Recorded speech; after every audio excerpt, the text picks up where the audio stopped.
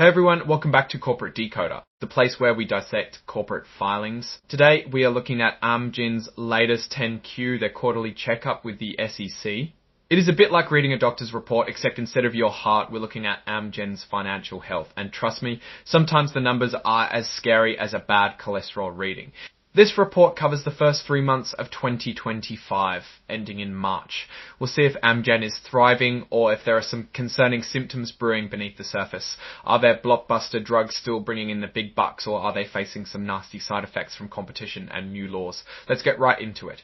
First, let us establish what AMGEN even is. They are a big player in biotech, discovering, developing, making and selling medicines. They're all about human therapeutics, which is a fancy way of saying fixing people with drugs.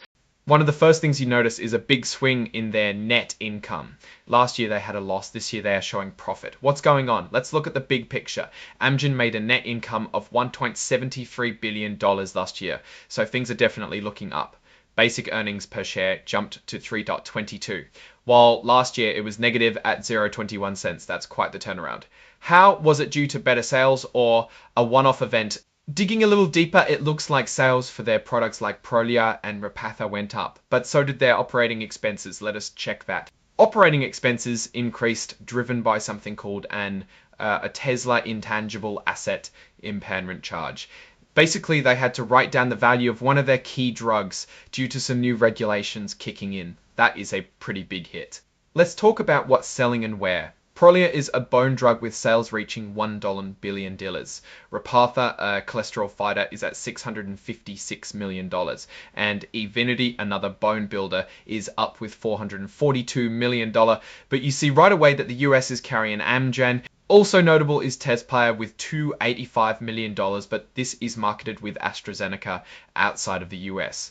If AstraZeneca does well, AMGEN does well, but a lot rides on someone else. Cost of sales, which is how much it costs them to make the drugs, is at 36.4% of their revenue. Less of their revenue than last year, meaning a lot of the revenue is going towards profitability. It appears that their operations are becoming more efficient, all but digging more into the expenses. Selling, general and administrative costs were at $1.687 million, which is down compared to the previous period. Goodwill is mostly unchanged, so no problems there. Deferred income taxes show a small credit that improves things. It is good to note that the weighted average share amount didn't change, so the dilution is small between the two reporting periods. Cash flow from operating activities, which is cash generated from the main business, has also increased, a good sign for the health of AMGEN. Most of AMGEN's investments are in very safe short-term assets such as US Treasury bills and money market funds. They are not taking excessive risk with their war chest. AMGEN has a significant investment in BeiGene, a Chinese biotech company. The value of this investment can swing wildly, affecting AMGEN's bottom line. Beyond the big names like Prolia and Repatha, AMGEN has a whole family of other products contributing to their revenue stream. This includes MBS8, Rezetslane, MJ-Viton, Jamvita Invita, Neulesa, etc. Something else caught my eyes regarding income taxes. AMGEN got a report from the IRS saying they owe a bunch of money, something like $3.6 billion for some years and $5.1 billion for some, made that number balloon very quickly. This is related to how they're allocating profits between the US and Puerto Rico. The company firmly says that the IRS is wrong. They believe their tax payments are appropriate. However, if AMGEN loses in tax court, they could be taking a significant hit. They have been fighting this for years, and it will probably take years to fully resolve. Of course, like any good corporate filing, there is a risk section, a war and tariff section, and one on cybersecurity.